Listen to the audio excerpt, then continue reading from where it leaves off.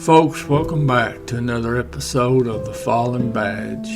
Today, the murder of Officer Edward Alley Jr., Birmingham Police Department, Alabama. Now, Officer Alley was 34 years old. He had 8 years with the department. He had a wife and a daughter. Both his parents were still alive. Now, his daddy was a police sergeant with the Birmingham Police Department. Now, the information I'm using for this case came from the Court of Appeals in the great state of Alabama. It's December 25th, 1980. It's Jesus' birthday. And you got people out robbing stores. Now, there's a clerk there at the Magic Mart convenience store. It's over there on 5th Avenue South. And it's a little after 12 noon. And a suspect comes into the store, and he's armed with a silver pistol. Now, he tells the clerk and the customers to get against the wall, and he took the money from the cash register. Then the suspect told the clerk, said, "Open the safe. You got 2 minutes or I'll blow your head off." So the clerk, she opens the safe. Suspect takes the change bag. Now, the clerk, she sees the suspect get into a 1973 or 76 Chevy Nova. It's blue and white. So now she calls the police, tells them about the robbery. Now, the good news is they had a hold-up alarm attached to the cash register. So when that one bill was pulled, it activated the alarm. So that means the information is getting out just a little bit quicker than her phone call, but not much. Now, the clerk, she couldn't see the tag number of the Nova, and she couldn't tell how many people were in that car other than there was the driver and the suspect who robbed the store, who got in the passenger seat. Now, Officer Rhodes, he gets a call from the dispatcher, 12:28. So about 10 minutes after the robbery, actually it might be more correct to say 10 minutes after the robbery first started. But in any event, he's told that there's been a robbery at the Magic Mart, 5th Avenue South. And they want him to jump on 5th Avenue South and start heading towards the robbery scene. Now, the dispatcher also gets on there and tells Officer Alley, "Need you to get down over there on Crestwood Boulevard." Now, what the dispatcher's doing is they're sending cars on the streets most likely the suspect might get on after they've left the scene. Now, I'm not sure the exact location of this particular Magic Mart, but I narrowed it down just from direction of travel because the suspect vehicle did leave heading eastbound. So the obvious choices is there's a split down there, and if he takes that left split, I believe he's going to stay on 5th Avenue South, and if he bears off to the right, I believe that's going to be Crestwood Boulevard. But now, I'm not from Birmingham, so I'm just giving you what I've got from the resource material. Well, anyways, it's not too long after Officer Alley is told to get on Crestwood that he gets on the radio and he advises he's behind a vehicle that matches the description of the robbery vehicle. He's eastbound on Crestwood Boulevard. He's approaching a Porto Madrid road. So now Officer Rhodes, he starts heading that way from 5th Avenue South. And of course there'll be other cars heading that way, whether they get on the radio or not, because everybody wants to catch a robber. Now, Officer Alley did give the tag number of the vehicle, and he told them that he was stopping the vehicle.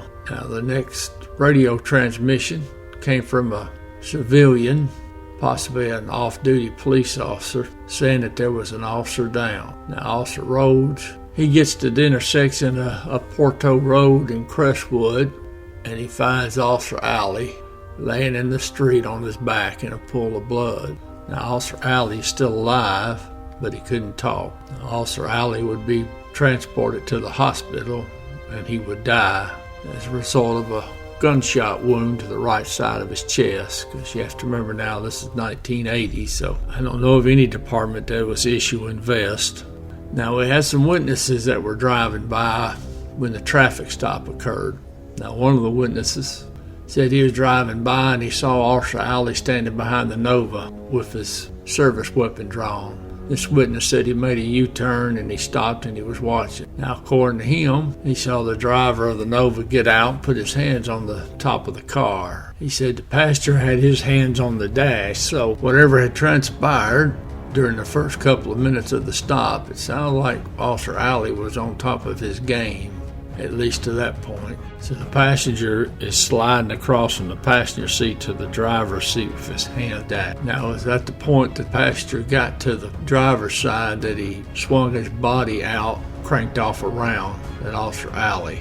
Now, that round struck Officer Alley. Now, the driver got back in the car and they drove off. Officer Alley did get one round off. It struck the Nova in the rear bumper. Now, this witness, he followed that Nova to the entrance of the interstate, and then he said a police car got in front of him, so he backed off and went back to the scene. But now, before he did, he saw the passenger lean out of that Nova and start cracking off rounds at that police car. Now, Sergeant Landman, Birmingham PD, he heard all the radio traffic about the robbery.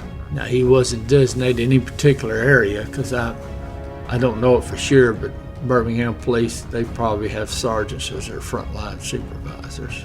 So Sergeant Landman, he's just kind of moving into the area, listening to what's going on. Now, when he heard of the traffic stop by Officer Alley, that's the area he started going to. Now, he must have been coming down a Porto because he sees the suspect vehicle getting onto the interstate, westbound I-20, and the vehicle matches the suspect vehicle. And the suspect vehicle is rolling. So now the sergeant, he gets on the interstate behind the vehicle, and that's when the suspect leaned out and cranked off the two rounds. So this is the patrol car the witness saw before he backed off. Now, according to Sergeant Landman, those two rounds fired at him.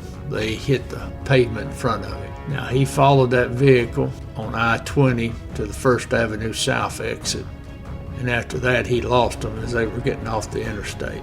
Now, the police on the scene, they checked the addresses or address associated with that tag number. They wouldn't talk to the woman who was registered owner of the car, and after interviewing her, they found out who had that vehicle, and I believe it was going to be her brother. Well, anyways, now they located this other vehicle that was associated with the sister, and it was at the Bama Motel on First Avenue North.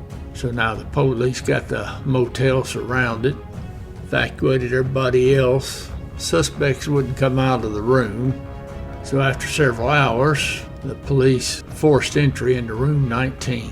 Now, shockingly enough, there was no gunfire.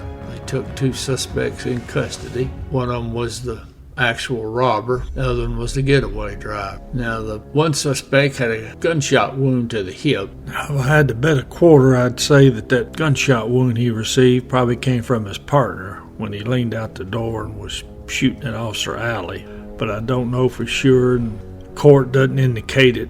Now, crime scene lifted prints from the robbery scene, and they matched the one suspect that was the passenger in the vehicle, so they were able to tie the passenger directly to the robbery. And also, it was the passenger that had shot and killed Officer Alley. So they've got him. Now, obviously, the driver of the suspect vehicle, he's going to get the same charges because he is definitely a part of the entire robbery and the homicide. Now, they didn't recover a weapon from the Nova, but they did find a pistol from the inside lining of the mattress in room 19. Now, both suspects were given sentences of life, no parole. That stems from a charge of capital murder and armed robbery.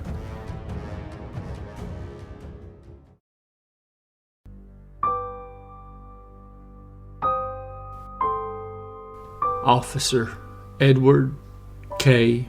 Alley, Jr. In the watch, December 25th, 1980.